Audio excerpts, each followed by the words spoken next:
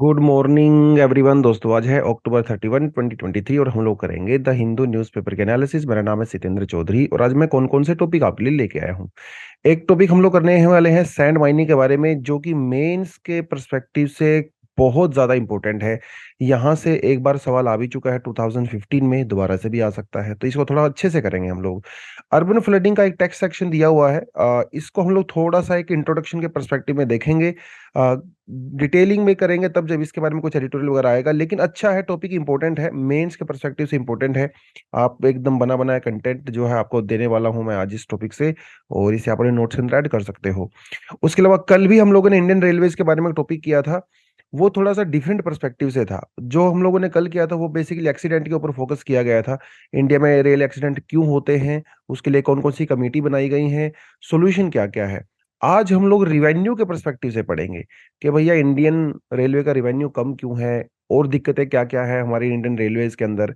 तो आज वाला और कल वाला दोनों आर्टिकल मिला के एक बड़ा अच्छा ही कंटेंट रेलवे के लिए आपके पास बन जाएगा। ये भी मेंस के लिए ज्यादा इंपॉर्टेंट है, प्रीलिम्स के लिए उतना ज्यादा इंपॉर्टेंट मुझे नहीं लगा। ये स्पीकर वाला टॉपिक आज फिर से न्यूज में है, फ्रंट पेज पे न्यूज आई है। न्यूज में क्यों है वो बात करेंगे। ये वाला टॉपिक मुझे लगता है प्रीलिम्स के लिए थोड़ा सा आपके लिए ज्यादा काम करेगा। मेंस में भी आ सकता है, ऐसा कोई दिक्कत नहीं है, लेकिन प्रीलिम्स के लिए थोड़ा ज्यादा। उसके अलावा new स्पीसी in found only for the prelims, इसका मेन से कोई खास लेना देना नहीं है। वेस्टर्न घाट के अंदर एक नया स्पीसीज की खोज की गई है, उसके बारे में बात करेंगे। चलिए जी, तो सीधा बढ़ते हैं पहले। ED ropes in ISRO IIT Kanpur to probe illegal sand mining. देखिए, सैड माइनिंग का जो वैसे इशू है ना, वो पूरी दुनिया भर में ही है। यूनाइटेड नेशन भी कह चुका है सैंड माइनिंग के बारे में, कि जो सी फ्लोर है वहां से सैंड माइनिंग की जाती है बहुत बार, जो कॉन्टिनेंटल शेल्फ एरिया होता है। और इंडिया में भी सैंड माइनिंग जो है काफी ज्यादा होती है। अगर आप देखें, जैसे यहाँ पे तमिलनाडु का एग्जांपल दिया गया है, तो वहाँ पे बहुत एक्सेसिव सैंड माइनिंग होती है। और आपने कुछ साल पहले सुना भी होगा, एक आईपीएस ऑफिसर थे, वो सैंड माफिया को कंट्रोल करने की कोशिश कर रहे थे और उनको मार दिया गया था। तो सैंड माइनिंग बहुत बड़ा एक इशू है हमारी कंट्री में। तो एनफोर्समेंट डायरेक्टरेट ने इसरो के साथ मिलके और आईआईटी कानपुर के साथ मिलके जो इन्वेस्टिगेशन वगैरह चल रही है इलीगल सैंड माइनिंग में, उसके अंदर कुछ काम करने की कोशिश की है। ये सिर्फ तमिलनाडु में नहीं, बल्कि मतलब कई सारे स्टेट्स में, आसाम में भी, मध्य प्रदेश में भी काफी सैंड माइनिंग होती है। दिल्ली एनसीआर के रीजन में आसपास यमुना में बहुत सैंड माइनिंग होती है। तो वो थोड़ा टॉपिक आप उस परस्पेक्टिव से देख सकते हैं, तो न्यूज में तो इसीलिए है। प्रेजेंट स्टेटस की अगर बात करें, led by China and India, the world's mining sand at unsustainable level exceeding the replenishment level। ये replenishment रेट क्या होता है? देखिए, हमारी जो रिवर है ना, वो क्या करती है, सेडिमेंट्स लेके आती है, पहाड़ों से सेडिमेंट लेके आती है। जो उसके अंदर पत्थर होते हैं वो आपस में टकरा के टूटते रहते हैं, सैंड में कन्वर्ट हो रहे तो होते रहते हैं। और तो हमारे रिवर के अंदर सैंड आ जाती है।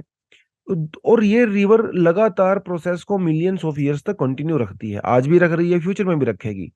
लेकिन हम जिस रेट से सैंड निकाल रहे हैं, हमारी रिवर उस रेट से सैंड बना नहीं रही है। सैंड निकालने में दिक्कत नहीं है, हजारों साल से लोग निकाल रहे हैं, लेकिन जिस रेट से निकाल रहे हैं ना, वो दिक्कत है। तो led by China and India. अब आप सोच रहे होंगे सर, इंडिया चाइना को यहाँ पे खास क्यों ब्लेम किया गया है? क्योंकि दोनों डेवलपिंग कंट्री हैं। दोनों में ही एकदम बम्पर तरीके से कंस्ट्रक्शन होती है, इंफ्रास्ट्रक्चर की डेवलपमेंट होती है। तो उसके लिए अंदर आपको सैंड चाहिए, सीमेंट चाहिए, भैया आपको कंक्रीट भी चाहिए, मसाला बनाना पड़ता है, मोटार वगैरह लगाना पड़ता है। तो इसीलिए सैंड माइनिंग इंडिया और चाइना में बहुत एक्सेसिव तरीके से होती है। एक रिपोर्ट इशू की गई है, सैंड एंड द सस्टेनेबिलिटी, जिसके अंदर ये पाया गया that that global demand for sand and the gravel stands for at 40 to 50 billion tonne per year, और 2030 तक ये 60 बिलियन ईयर तक भी हो सकती है। लेकिन आएगा सैंड कहाँ से? कोई बन थोड़ी ना रहा है सैंड, वो तो नेचर ने जो अभी रिवर बना रही है वही है। हाँ, आर्टिफिशियल सैंड हम लोग बना सकते हैं, डेफिनेटली बना सकते हैं, उसके बारे में बात करेंगे। लेकिन ये जो चीजें हो रही हैं, इसका इम्पैक्ट क्या है, इसका कॉन्सिक्वेंस क्या है? सीधी सी बात है, इट विल ऑल्टर, ऑल्टर का मतलब होता है चेंज, मॉडिफाई।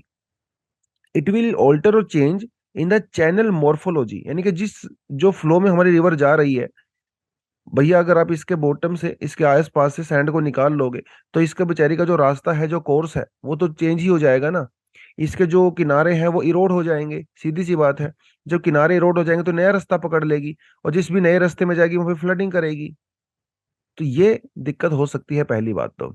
दूसरी बात, हाँ, तो ये फ्लड वाला सॉइल इरोजन होगा, डेजर्टिफिकेशन होगा, ऑफ कोर्स लैंडस्लाइड भी आएंगे, ड्रोट कंडीशन हो सकती है, of course impact the ecology and the biodiversity, कि जो एक्वेटिक एनिमल्स हैं जो रिवर में रहते हैं, उसके आसपास रहते हैं, या बिल्कुल सब सोइल में रहते हैं, या माइक्रो ऑर्गेनिज्म जो सब सोइल में रहते हैं, वो भी डैमेज हो जाएंगे। अब अरे भाई, अब जब सैंड क्या करता है, सैंड वाटर को एब्जॉर्ब करता है, रिटेन करता है, और वहां पे बहुत सारे माइक्रो ऑर्गेनिज्म सर्वाइव करते हैं। लेकिन अब सैंड ही निकालोगे तो भैया उनका तो पूरा हैबिटाट ही लॉस हो गया ना। तो ये बायोडाइवर्सिटी डिस्ट्रक्शन भी होता है इससे।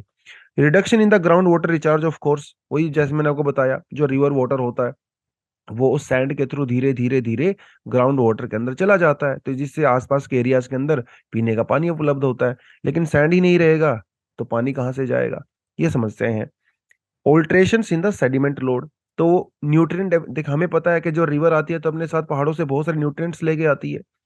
फ्लड जब आती है तो वही न्यूट्रिएंट्स फ्लड प्रोन, जो फ्लड प्लेन होता है उसके अंदर चले जाते हैं, सोइल की फर्टिलिटी इंप्रूव होती है, हेल्थ इंप्रूव होती है। लेकिन सेडिमेंट ही नहीं रहेंगे तो न्यूट्रिएंट डेफिशिएंसी तो अपने आप ही आएगा, जिससे हमारी एग्रीकल्चर प्रोडक्टिविटी कम होगी, क्योंकि फर्टिलिटी कम हो जाती है सोइल की। उसके अलावा पोल्यूशन कोस्टल एरिया वगैरह में वो तो डेफिनेटली होगा ही, क्योंकि रिवर क्या करती हैं, अपने साथ जो पानी लेके आती हैं कोस्टल एरिया में, डेल्टा एरियाज में, उस फ्रेश वाटर को जाके स्प्रेड कर देती हैं, ड्रेन कर देती हैं। लेकिन जब सैंड ही नहीं रहेगा तो ओवरऑल वाटर भी कम हो जाएगा रिवर के अंदर, जिससे पोल्यूशन बढ़ेगा। और जो सैंड होता है ना, ये एक तरह से ना वाटर प्योरीफायर भी होता है बेसिकली। ठीक है, आप देखें घरों में पहले, आजकल तो होता नहीं है ऐसा, लेकिन घड़े के अंदर लोग पहले ना मिट्टी डाला करते थे नीचे की तरफ, मिट्टी के घड़े भी होते हैं, या फिर नीचे सैंड डाल दिया करते थे। तो जो पानी के अंदर जो हार्मफुल चीजें होती हैं वो उसको अब्जॉर्व कर लेता है, तो वाटर प्योरीफाई हो जाता है। लेकिन सैंड ही नहीं रहेगा तो वाटर प्योरीफाई नहीं हो पाएगा, इससे पोल्यूशन अपने आप ही होगा। तो ये चीजें थोड़ा आपको ध्यान रखना है, तो इसके कॉन्सिक्वेंसेज हैं। कुछ एग्जाम्पल आप देख सकते हो एग्जाम के परस्पेक्टिव से, क्योंकि मेंस के लिए टॉपिक है तो एग्जाम्पल तो डेफिनेटली बहुत काम की चीज होती है मेंस में। नर्मदा रिवर में मैंने आपको बताया था मध्य प्रदेश में काफी ज्यादा जो है इलीगल माइनिंग होती है।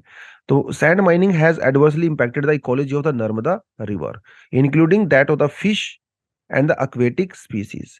तो महासीर जो है एक फिश है वहां पे जो एंडेंजर्ड स्पीसीज है, पहले एंडेंजर्ड नहीं था, लेकिन इतना इतना ज्यादा लैंड सैंड माइनिंग हो गया है नर्मदा में, ये महासीर जो है वो एंडेंजर्ड में आ गया है। पहले ये एंडेंजर्ड नहीं था, ये फिश होती है। ठीक है, क्योंकि इसका जो कलर है वो थोड़ा सा टाइगर टाइप का रहता है, तो लोग वैसे भी इसको पकड़ते हैं। बट सैंड माइनिंग की वजह से इसका हैबिटाट लॉस हुआ है। यमुना रिवर में भयंकर सैंड माइनिंग होती है, तो कई सारे फिश है जैसे महासीर, लाल परी, रोहू, ये सब जो है पहले बहुत ज्यादा पाई जाती थी, लेकिन अभी उतनी ज्यादा नहीं पाई जाती हैं। उसके अलावा कुछ बर्ड्स हैं जैसे सारस क्रेन, फ्लामिंगोज, ये माइग्रेटरी बर्ड्स हैं जो पहले यमुना में आया करते थे, अब इन्होंने आना भी बहुत कम कर दिया है, क्योंकि इनका भी हैबिटाट लॉस हो गया है। उसके अलावा जो है Chanubi lake and the Kalsu river Assam के अंदर है, यहाँ पे बहुत ज्यादा सैंड माइनिंग होती है। उसके अलावा यूनाइटेड नेशन ने भी कहा है 6 billion ton of sand is being extracted annually, हर साल, from the floor of the world's ocean. तो इससे हमारी जो बेंथिक लाइफ है, बेंथिक लाइफ समझते हो, जो ओशन बॉटम पे लाइफ पाई जाती है ना, उसे बेंथिक लाइफ कहते हैं, वो इम्पैक्ट हो रही है। तो सैंड माइनिंग जो है काफी बड़ा इशू यहाँ पे नजर आता है। चलिए जी, हाँ, तो ये नहीं, ये तो अलग टॉपिक हो गया। हाँ, क्या क्या स्टेप हम लोग ले सकते हैं, डेफिनेटली हमारा जो MMDPR, जो जो हमारा माइनिंग वाला जो एक्ट है, ठीक है, उसके अंदर जो सेक्शन 23C है और जो सेक्शन 20A है, ये सेंट्रल गवर्नमेंट को पावर देता है कि वो स्टेट गवर्नमेंट को डायरेक्शन दे, और जो इलीगल माइनिंग होती है उसके लिए पनिशमेंट का प्रावधान इसके अंदर दिया गया है। तो ये डेफिनेटली प्रॉपर तरीके से होना चाहिए। उसके अलावा देखिए, माइनिंग, सारी माइनिंग इलीगल नहीं होती है, बहुत सारी माइनिंग जो है वो गवर्नमेंट भी अलाउ करती है, परमिशन दिया होता है। तो जो व्हीकल्स वगैरह होते हैं, ट्रक होते हैं जो इस पूरी कार्रवाई में लगे रहते हैं माइनिंग में, उनकी जो एक GPS उनके ऊपर फिट होना चाहिए, है ना। जियो टैगिंग जो है उनके लिए होना चाहिए। सैटेलाइट की आप स्पेस टेक्नोलॉजी का यूज कर सकते हो जहां पे लीगल सैंड माइनिंग हो रही है, ऑफ कोर्स, ये उसको देखने के लिए। Price control, the involvement of the women self help group and the regular audits, ये तो बहुत इंपॉर्टेंट चीज है। भैया आपके गांव के आसपास जो रिवर है, अगर वहां पे सैंड माइनिंग होगी तो आपके गांव को भी नुकसान पहुंचेगा। तो वहां पे कुछ वीमेन सेल्फ हेल्प ग्रुप हो सकते हैं जो थोड़ा ऑडिट वगैरह करें, देखें, अगर वहां पे ऐसा इलीगल कुछ हो रहा है तो सरकार को बताया बताया भी जा सकता है। एक सोल्यूशन जो यहाँ पे नजर आता है वो है आर्टिफिशियल सैंड, यानी कि मैन्युफैक्चर्ड सैंड। मैन्युफैक्चर्ड सैंड भी बनाई जा सकती है। जो हमारे पत्थर वगैरह होते हैं, स्टोन्स होते हैं, उनको क्रश करके, रॉक्स को क्रश करके एक आर्टिफिशियल सैंड बनाया जाता है। क्योंकि अल्टीमेटली रिवर भी तो यही करती है ना। वो जो स्टोन्स होते हैं, हमारे रॉक्स होती हैं, वो आपस में जब टकराती हैं, कोलाइड करती हैं, तो उनका टूट जाती हैं, जिससे सैंड बनता है। तो ये हम लोग आर्टिफिशियल तरीके से भी कर सकते हैं। हालांकि ये टेक्नोलॉजी काफी ज्यादा यूज होती है आजकल, स्पेशली वेस्टर्न कंट्रीज के अंदर। इंडिया में टेक्नोलॉजी अभी उतनी ज्यादा नहीं होती है, बट फ्यूचर में ये भी एक बड़ा अच्छा टॉपिक बन जाता है। उसके अलावा जैसे गंगा है, यमुना है, कितनी सारी रिवर्स हैं जो ट्रांस बाउंड्री रिवर्स हैं, है ना। बांग्लादेश में जाती हैं बहुत सारी रिवर्स, उधर से सिक्किम में, उधर से किसी और कंट्री के अंदर। तो ऐसी जो इंटरनेशनल कोलैबोरेशन भी जो है हम लोग थोड़ा सा यहाँ पे डेफिनेटली कर सकते हैं। जो कंज्यूमर है, हमारे जैसे जो लोग जो कंज्यूमर है, मान लो मेरे घर पे कंस्ट्रक्शन है, यहाँ पे मुझे सैंड की रिक्वायरमेंट है, तो बिलिंग की रिक्वायरमेंट जरूरी है। बिल लीजिए भैया आप उसका, जहां से आप खरीद के लेके आ रहे हो, तो बिल से सरकार के पास कम से कम इंफॉर्मेशन जाएगी कि ये लीगल तरीके से हो रहा है। वो ब्लैक मनी जनरेट नहीं होगी। हम लोग बिल लेते नहीं है, तो इसलिए उनको हिम्मत हो जाती है, तो इस तरह की एक्टिविटी होती है। यस, तो ये थोड़ा सा आप यहाँ पे देख सकते हो कि बड़ा अच्छा सा टॉपिक यहाँ पे बन गया है सैंड माइनिंग का। ठीक है, इसका इम्पैक्ट क्या है, इसके रीजंस क्या है, कुछ केस स्टडीज और सॉल्यूशन। मेंस में सीधा सीधा क्वेश्चन आएगा, 250 वर्ड में भी आ सकता है, 150 वर्ड में, 10 नंबर में भी आ सकता है। चलिए जी। The expansion of the settlements into the flood prone area, ये टॉपिक का आपका नाम से ही समझ में आ गया होगा क्या कहना चाहता है। कि जो फ्लड प्रोन एरियाज हैं, जहाँ पे फ्लड फ्रीक्वेंटली आता है, वहां पे सेटलमेंट, सेटलमेंट का मतलब क्या होता है, हाउसिंग। ठीक है, मतलब लोग घर वहां पे कोई कच्चा मकान लगा रहा है, कोई पक्का मकान लगा रहा है, बेसिकली पॉपुलेशन। ये पॉपुलेशन सेटलमेंट की बात कर रहा है। फ्लड प्रोन एरिया में ज्यादा से ज्यादा लोग अपने मकान लगा रहे हैं या घर लगा रहे हैं, सेटलमेंट लगा रहे हैं, और ये रुकने का नाम भी नहीं ले रहा है। ये लगातार एक्सपेंशन पे एक्सपेंशन होता चला जा रहा है। अब होता किससे क्या है, जब फ्लड आती है, मॉनसून थोड़ा सा ज्यादा आ जाता है, तो यहाँ पे फ्लड आ जाता है। नुकसान किसको होता है, इनको ही होता है। Right. The flooding more and more often आजकल जो आ रही है, it is destroying lives and the livelihood.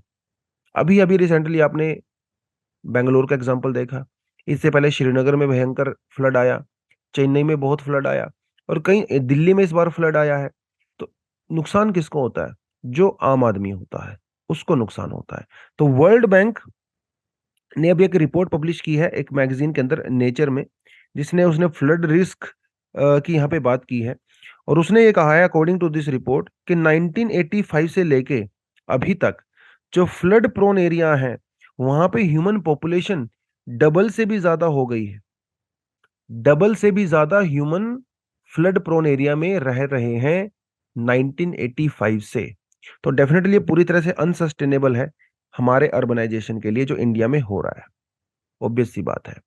Study ने यह भी पाया कि जो मिडिल इनकम कंट्री हैं, जैसे इंडिया एक मिडिल इनकम कंट्री है, ठीक है, हमारे यहाँ पे अर्बनाइजेशन अभी हाई इनकम कंट्री से ज्यादा होता है।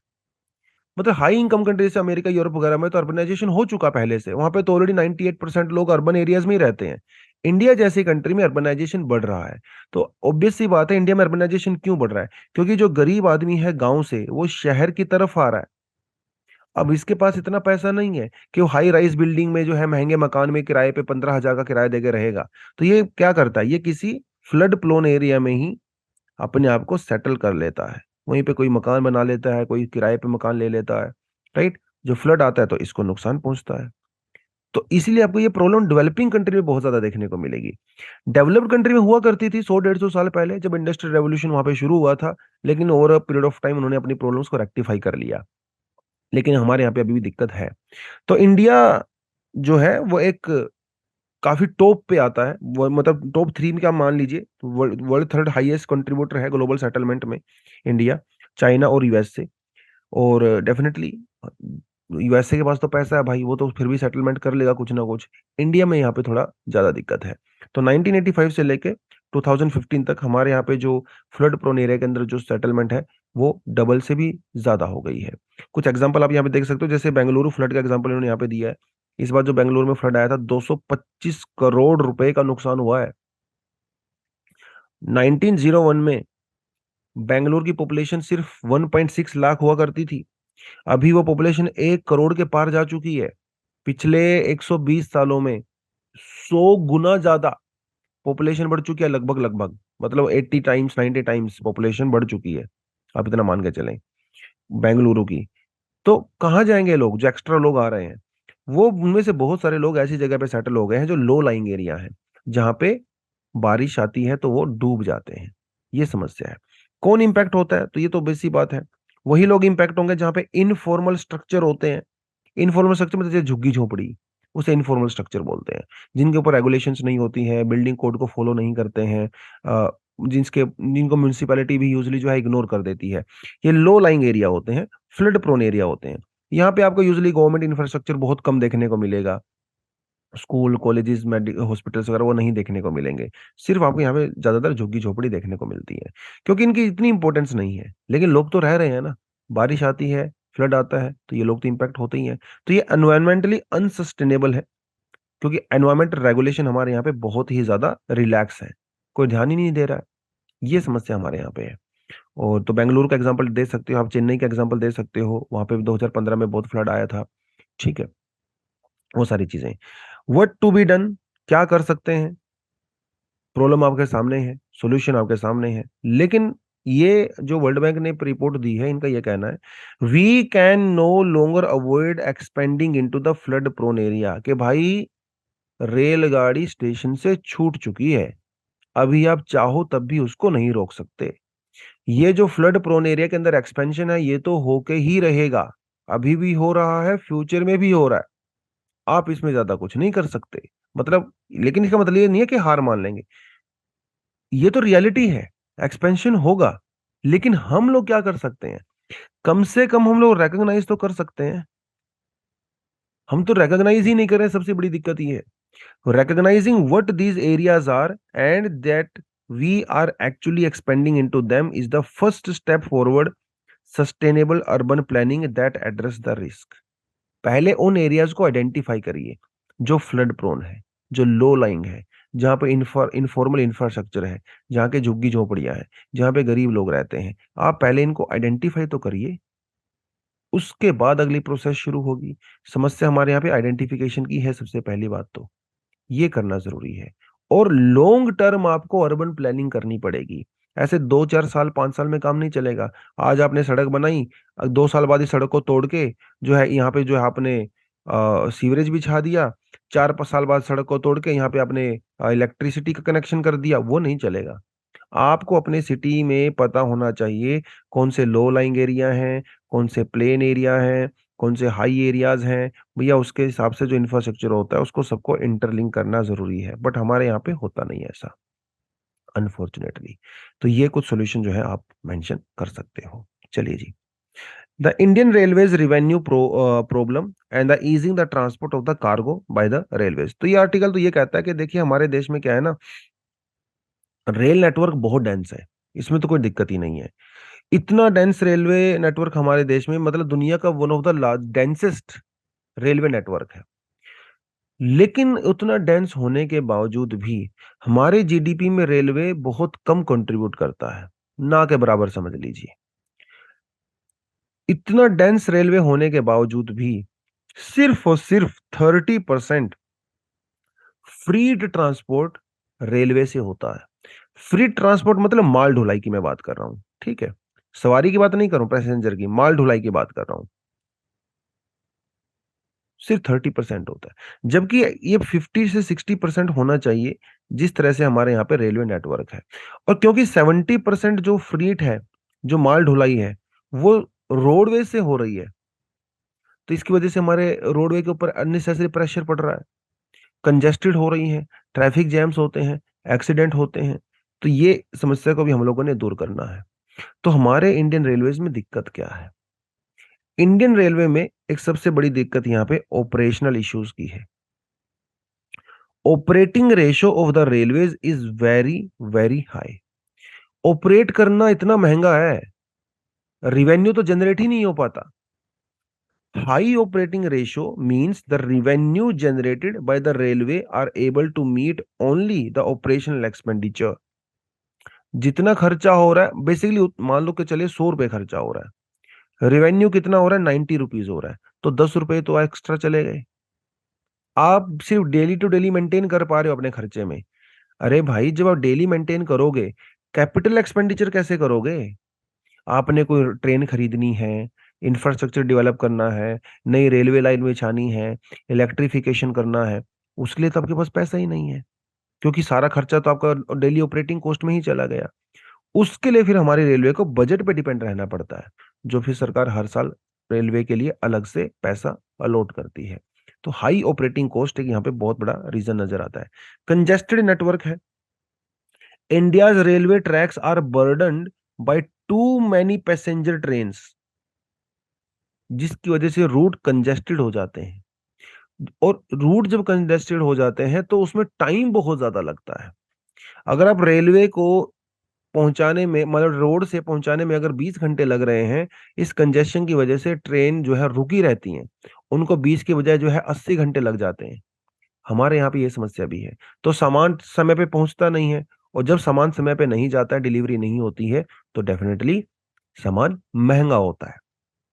और जो पेरिशेबल प्रोडक्ट हैं, जैसे सब्जियां वगैरह हो गई, ये तो आप ट्रेन से भेज ही नहीं सकते, क्योंकि वो तो वैसे भी खराब हो जाती हैं बहुत जल्दी, है ना। कंपटीशन फ्रॉम रेलवे तो मैंने आपको बता ही दिया, रेलवे से तो कंपटीशन हमेशा हमेशा रहेगा ही ट्रेन का। रोडवेज का एक बेनिफिट ये है कि ये लास्ट माइल कनेक्टिविटी कर देते हैं, है ना। आप आखिर तक पहुंच सकते हो, जहां पे डिलीवरी करना एग्जैक्टली आप वहीं पे जा सकते हो। कनेक्टिविटी बिल्कुल आखिर तक है, गांव में जा सकते हो, इंटीरियर एरियाज में जा सकते हो। रेलवेज की जो एक्सेसिबिलिटी है वो उतनी ज्यादा नहीं है। आपको पहले स्टेशन में सामान उतारना पड़ेगा, वहां से फिर आपको टेम्पो ट्रक वगैरह करके सामान को अपलोड करके कहीं पे लेके जाना पड़ेगा। तो ये समस्याएं थोड़ी रहती हैं ट्रेन में। Last mining connectivity confined to the bulk good, Indian railway mostly transport bulk goods like the coal, cement, steel, food grains etcetera etcetera. ठीक है। जबकि जो फास्ट मूविंग प्रोडक्ट्स होते हैं वो आपका रोडवेज से जाते हैं, जैसे सब्जियां वगैरह हो गई, वो सारी चीजें करके। ठीक है। तो ये थोड़ा पॉलिसी भी सरकार को चेंज करना पड़ेगा, राइट। सब सब हमेशा इनके ऊपर जो है रिलाई नहीं कर सकते हो, कोल सीमेंट वगैरह के ऊपर रिलाई नहीं कर सकते हो। सेफ्टी इश्यूज तो खैर हमारे यहाँ पे है ही है, उसमें तो कल हम लोगों ने पूरा टॉपिक ही किया था एक्सीडेंट वाला। इंडिया में रेलवे एक्सीडेंट क्यों होते हैं, कमेटी वगैरह कौन कौन सी बनाई गई थी, वो तो हम लोगों ने कल कर ही लिया था। उसके अलावा रेलवे के काम सिर्फ रेलवे को ही ऑपरेट करना नहीं है भैया। स्कूल भी चलाती है इंडियन रेलवे, हॉस्पिटल भी चलाती है इंडियन रेलवे, इंडियन रेलवे की खुद की पुलिस फोर्स भी होती है। अरे ये बर्डन आप क्यों दे रहे हो रेलवेज के ऊपर? उसको जो काम करना है वो करने दो ना, ये इसको तो गवर्नमेंट ऑपरेट करे तभी बेटर है। लेकिन वो अंग्रेजों के जमाने से चीजें चली आ रही हैं, तो चली आ रही हैं, right. Highly centralised decision making with less autonomy provided to the zones. जब एक ही आदमी हर चीज को ऑपरेट करेगा, सेंटर सब चीजों को ऑपरेट करेगा, तो ऑपरेशन में दिक्कत तो आएगी, क्योंकि रीजनल जोन जो है उनको पावर ही ज्यादा नहीं दी गई है। तो there is a conflict of interest in the Indian railway being both regulator and operator. ये तो दिक्कत है ही, खुद ही रेगुलेटर भी है, खुद ही ऑपरेटर भी है, जिसकी वजह से अगर कभी दिक्कत आ जाती है तो वो उतनी अच्छी कार्रवाई नहीं हो पाती। भैया आप अपने ऊपर कार्रवाई थोड़ी ना करोगे, ऑब्वियस सी बात है, कमी तो आपकी है अगर कहीं एक्सीडेंट हुआ है। ये समस्या हमारे यहाँ पे नजर आती है। तो क्या क्या स्टेप हम लोग यहाँ पे ले सकते हैं? पहली बात तो रिवेन्यू जनरेशन आपको बढ़ाना पड़ेगा। जो पैसेंजर का जो टिकट का किराया है वो थोड़ा सा इंप्रूव करिए। हालांकि इस प्रेजेंट गवर्नमेंट ने थोड़ा किया है किराया महंगा, क्योंकि देखिए किराया महंगा होगा, सरकार रेलवे का रिवेन्यू जनरेट होगा तो थोड़ी सुविधाएं भी मिलेंगी। अदरवाइज पहले जिस तरह से 20-25 साल से किराया वही चल रहा था, 2 रुपए, 5 रुपए, 20 रुपए, 50 रुपए, लेकिन अब थोड़ा बढ़ा है। तो ये एक तो डेफिनेटली किया जाना चाहिए रिवेन्यू को इम्प्रूव करने के लिए। उसके अलावा जैसे अमेजोन है, मेक माई ट्रिप है, इनके साथ भी इंडियन रेलवे ने कॉन्ट्रैक्ट किया है। आजकल तो आप इवन फूड भी ऑर्डर कर सकते हो ऑनलाइन, और वो आपको रेलवे पे आके आपके डिब्बे में आपकी सीट के ऊपर आपको दे देगा। तो ये चीजें तो हैं। बजट भी हम लोगों ने मर्ज कर दिया है, अभी जो जनरल बजट होता है उसको रेलवे के बजट के साथ मर्ज कर दिया, अदरवाइज पहले तो ये अलग अलग ही हुआ करता था। कमेंट सेक्शन मुझे ये बताएं, पहली बार इंडिया में जो है रेलवे बजट सेपरेटली वो कब जो है उसको इशू किया गया था, या कब उसको लेके आए थे? तो नीचे कमेंट सेक्शन में बताएं। इंफ्रास्ट्रक्चर को इंप्रूव करना है तो मिशन रफ्तार रेल जो है संकर्ष कोष वगैरह हम लोगों ने बनाए हैं। अभी नई नई ट्रेन भी हम लोग चला रहे हैं, नए नए रूट्स भी बना रहे हैं, जैसे वंदे भारत वगैरह, वो सब हम लोगों ने चलाया है। अभी जो है वंदे साधारण जो है उसके भी ट्रायल वगैरह शुरू हो गए हैं, तो वो सब हम लोग कोशिश तो कर रहे हैं। इम्प्रूवमेंट है पहले से, हम लोगों ने कल देखा भी था। पहले 2000 में हर साल 350 के लगभग रेलवे एक्सीडेंट होते थे। अभी 2023 में देर आर मतलब वेरी फ्यू, लाइक 15 से 20 के आसपास हम मान के चलिए, जिनमें से एक या दो जो ऐसे होते हैं जिसके अंदर थोड़ा सा सीरियस जो है वो हो जाते हैं, जैसे इस आंध्र प्रदेश में हुआ। ठीक है, तो उस तरह की चीजें। चलिए जी। Researchers identify a new mushroom specie from the western Ghat. तो एक ये मशरूम का नया स्पीसी मिला है। ये बहुत बड़ा नहीं होता है, छोटा सा ही होता है। और ये मिला कहाँ पे है? एक कैंपस के अंदर मिला है, Jawaharlal Nehru tropical botanical garden. मतलब कहीं जाने की जरूरत नहीं पड़ी भैया, आपके घर के पीछे ही मशरूम था। तो जब उन्होंने थोड़ा रिसर्च करके देखा तो उनको पता लगा, अरे यार ये तो नया स्पीसी है।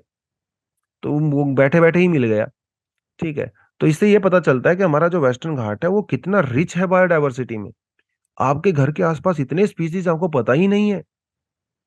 तो वेस्टर्न घाट की रिचनेस का पता चलता है। राइट। और ये जो नया स्पीसी है ये कौन से जीनस से बिलोंग करता है? ये बिलोंग करता है कैडोलिनिमिनेंस। ठीक है, तो थोड़ा आप प्रोनाउंसिएशन अब देख लेना, बट ये थोड़ा एग्जाम के लिए आपने इसको थोड़ा सा याद रख लेना है। ठीक है। 58 mm तक ही जो है ये ग्रो करता है, इससे ज्यादा हाइट ग्रो नहीं करता है। तो वेस्टर्न घाट अगर आप देखें बहुत ही एनरिच है। ये आपको पता है कि हॉटस्पॉट भी है वेस्टर्न घाट। और बायोडाइवर्सिटी तो काफी रिच इसकी है ही। 3 हिस्सों में यूजुअली आप डिवाइड कर सकते हैं, नदर्न पार्ट, सेंट्रल पार्ट और द सदर्न पार्ट। ठीक है, 3 हिस्से में डिवाइड कर सकते हैं। जो तापी रिवर है हमारी, उसके साउथ पार्ट से जो है वो चलता है और कन्याकुमारी तक जाता है। नदर्न पार्ट की अगर आप इस ऊपर वाले पार्ट की बात करें तो ये तापी रिवर से होते हुए 16 डिग्री लेटीट्यूड तक आपको ये जाता हुआ मिलेगा। बेसोल्टिक लावा कवर यहाँ पे मिलता है, मतलब यहाँ पे बहुत पुराने जमाने में वल्केनिक इरप्शंस हुआ करते थे इस पर्टिकुलर एरिया में। जब ये यहाँ इंडिया यहाँ पे नहीं था, इंडिया कहीं और हुआ करता था, south southern part of it. तब जाके वो एक वल्केनिक इरप्शन होता था, उसे रीयूनियन हॉटस्पॉट कहते हैं। अगर आप थोड़ा एटलस वगैरह देखते हो तो वहाँ पे आपको मिल भी जाएगा। जब इंडिया रीयूनियन हॉटस्पॉट्स के ऊपर से गुजर रहा था तो वल्केनिक इरप्शन हुआ था, जिसकी वजह से एक लावा, वहाँ बेसोल्ट लावा, वो यहाँ पे ऐसे आ गया था। तो आज भी आपको यहाँ पे ब्लैक सोल देखने को मिलती है, कॉटन सोल जिसको हम लोग कहते हैं। ठीक है, वो यहाँ पे मिलेगा आपको। हाईएस्ट पीक जो है इसका वो कलसुबाई है, 1200 मीटर जो है इसकी यूजली हाइट है। तो कलसुबाई, सलहेर वगैरह थोड़ा सा ये पीक यहाँ पे देखने को मिलते हैं। मिडल सह्याद्री की अगर आप बात करें तो ये 16 डिग्री लैटिट्यूड से होके जो है नीलगिरी हिल्स तक जाती है। यहाँ भी आपको ज्यादातर जो है ग्रेनाइट्स और नीस जो है ये इस तरह की रॉक्स आपको देखने को मिलेंगी। बहुत डेंसली फॉरेस्टेड एरिया है। 12 मीटर जो है इसकी एक एवरेज हाइट है। कुछ पीक आप यहाँ पे देख सकते हो, वाउलमला, कुद्रेमुख, ठीक है, पचमंगिरी।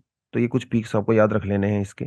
ठीक है, उसके अलावा अगर आप जाएं सदर्न हिस्से में जाएं तो यहाँ पे देखिए नीलगिरी के बाद आपको देखिए यहाँ पे अन्नामुड़ई रेंज मिलेगी, कार्डेमम हिल्स मिलेंगी। ठीक है, वरुशनाथ हिल्स है, पलानी हिल्स हैं। तो ये हिल्स जो है वो सदर्न वेस्टर्न घाट का पार्ट है। इसे सदर्न हिल कॉम्प्लेक्स भी कहते हैं। ठीक है, हम इसे सदर्न हिल कॉम्प्लेक्स भी कहते हैं। तो अन्नाईमुड़ी जो है वो यहाँ पे हाईएस्ट पीक आपको देखने को मिलेगा। कार्डेमम हिल्स, इसे spice capital of the world भी कहते हैं। ठीक है, इलामलाई भी इसको कह सकते हैं कुछ लोग, इलायची मलाई भी कहते हैं कुछ लोग इसको। ठीक है, चलिए। Supreme court puts Maharashtra speaker on the deadline over the defection please. ये टॉपिक हम लोगों ने कल किया था और कल आपको मैंने बताया था स्पीकर की पावर क्या क्या होती हैं। तो उसमें ये चीज देखिए आप, एंटी डिफेक्शन लॉ जब किसी के ऊपर लगाया जाता है तो स्पीकर की अथॉरिटी फाइनल होती है। स्पीकर ने बोल दिया कि डिस्क्वालीफाइड हो तो डिस्क्वालीफाइड हो। लेकिन 1992 में सुप्रीम कोर्ट ने यह कहा कि जुडिशियल रिव्यू हमारे बेसिक स्ट्रक्चर का पार्ट है। और जो स्पीकर एंटी डिफेक्शन लॉ के टाइम पे जब काम करता है तो वो एज अ ट्रिब्यूनल काम करता है, ट्रिब्यूनल की तरह काम करता है। और ट्रिब्यूनल के ऊपर क्योंकि जुडिशियल रिव्यू लागू होता है, इसीलिए एंटी डिफेक्शन लॉ में 10th शेड्यूल में स्पीकर की अथॉरिटी फाइनल नहीं होगी। हाँ, वो डिसीजन ले सकते हैं और लेना भी चाहिए, लेकिन it is under judicial review. Speaker को इंडिपेंडेंट होना चाहिए, इंपार्शियल होना चाहिए। कल हम लोगों ने इसके बारे में बहुत डिटेल में बात किया था। लेकिन अभी प्रेजेंटली क्या हुआ? प्रेजेंटली ये हुआ कि महाराष्ट्र के अंदर जो शिंदे जी हैं उन्होंने एक अलग पार्टी बना ली, और शिंदे और उनके साथ के जो दूसरे एमएलए थे उनके ऊपर एंटी डिफेक्शन लॉ लगा। लेकिन अभी तक महाराष्ट्र के जो स्पीकर हैं उन्होंने इनके ऊपर कोई भी एक्शन नहीं लिया, क्योंकि कानून के अंदर कहीं नहीं लिखा है कॉन्स्टिट्यूशन में कि स्पीकर को कितने टाइम में डिसीजन लेना है, 2 महीने, 4 महीने, 6 महीने, साल भर, लिखा नहीं है, जिसकी वजह से स्पीकर एक्शन लेते ही नहीं है। लेकिन अभी सुप्रीम कोर्ट हो गया परेशान। सुप्रीम कोर्ट की हालांकि टेरिटरी नहीं है, ये स्पीकर का डिसीजन होता है, कितने टाइम में डिसीजन ले, उसकी मर्जी होती है। लेकिन अभी इंटरेस्टिंगली सुप्रीम कोर्ट ने टाइम दिया है 31 दिसंबर का स्पीकर को, कि भाई साहब जल्दी से डिसीजन लीजिए 31 दिसंबर तक। अगर आप डिसीजन नहीं ले रहे हो तो फिर आपके ऊपर भी कार्रवाई हो सकती है, फिर जो होगा तब देखी जाएगी बेसिकली। तो अभी 31 दिसंबर यहाँ पे टाइम दे दिया गया है। ये पहली बार ऐसा हुआ है कि सुप्रीम कोर्ट ने कोई ऐसी डेट फिक्स करके इस तरह की बात कही है, और एकदम वो भी बिल्कुल स्ट्रिक्ट लैंग्वेज में। तो खैर देखना रहेगा आगे क्या इसमें रहता है।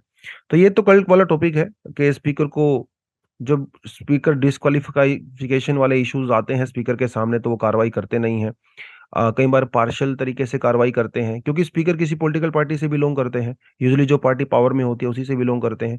तो सीधी सी बात है भाई, जिस पार्टी से वो आते हैं तो उसके लिए इमोशंस होते हैं, उनके उनके साथ थोड़ा सा भाईचारा होता है, तो बायसनेस यहाँ पे डेफिनेटली नजर आती है। तो वो स्पीकर वाला इशू हम लोगों ने कल किया था। कुछ आर्टिकल है कॉन्स्टिट्यूशन के जो स्पीकर से जो है इशू करते हैं। देखिए यहाँ पे भी लिखा था कल मैंने कि जुडिशियल रिव्यू हो सकता है स्पीकर के डिसीजन का। तो एक तरह से ये जुडिशियल रिव्यू आप समझ लीजिए, डिसीजन आएगा तब देखेंगे क्या होगा इसके अंदर, ठीक है। तो वही कुछ चीजें हैं। प्रॉब्लम इंडिया में स्पीकर के बारे में यही है, कई बार स्पीकर जो है वो मीडिया में जाके कुछ पर्सनल यूज दे देते हैं, हालांकि उनको नहीं देना चाहिए। स्पीकर का ही काम होता है कि वो मान मर्यादा बना के रखे, डेकोरम बना के रखे, लेकिन कई बार ऐसा होता नहीं है। कुछ खास मेंबर्स को लेके थोड़ी दिक्कत हो जाती है कई बार स्पीकर को, वैसी कार्रवाई यहाँ पे देखने को मिलती है। तो वो कुछ इश्यूज हैं स्पीकर की पोस्ट के साथ। ब्रिटेन में और कनाडा में जो मॉडल यूज किया जाता है वो हम लोग भी कर सकते हैं। बेसिकली यहाँ पे जब स्पीकर किसी पॉलिटिकल पार्टी के किसी मेंबर को स्पीकर बनाया जाता है तो उनको अपनी पोस्ट से रिजाइन देना पड़ता है। इंडिया में वो लोग रिजाइन देते नहीं है, देना चाहिए ऐसा लिखा हुआ है, लेकिन मस्ट नहीं है, इसलिए वो कई बार रिजाइन नहीं देते हैं। तो ये कुछ इश्यूज हैं, कुछ सॉल्यूशंस हैं। ये कल वाला टॉपिक था तो इसको हम थोड़ा ज्यादा डिटेल में नहीं जाएंगे अभी। और ये पूरा टॉपिक एक्चुअली लक्ष्मीकांत का ही कॉपी पेस्ट है, तो लक्ष्मीकांत आपके पास है तो वहां से पढ़ सकते हो। ठीक है, चलिए जी। तो आज के लिए इतना ही है। कुछ एडिशनल आर्टिकल है, इन एडिशनल आर्टिकल में से कुछ टॉपिक हम लोग कल करेंगे, स्पेशली ये वाला टॉपिक 70 आवर वर्क वीक वाला। क्योंकि अभी इन्फोसिस के फाउंडर उन्होंने एक बड़ा कंट्रोवर्शियल सा स्टेटमेंट दिया है। उन्होंने कहा है कि हर आदमी को हर हफ्ते में कम से कम 70 घंटे काम करना चाहिए। तो इसके बारे में कल हम लोग बात करेंगे। ये वाला टॉपिक हम लोग पहले कर चुके हैं, टाइम लगेगा तो कल कर सकते हैं। ठीक है जी, तो आज के लिए इतना ही है बच्चों। Thank you very much, all the best. जय हिंद, जय जवान, जय किसान।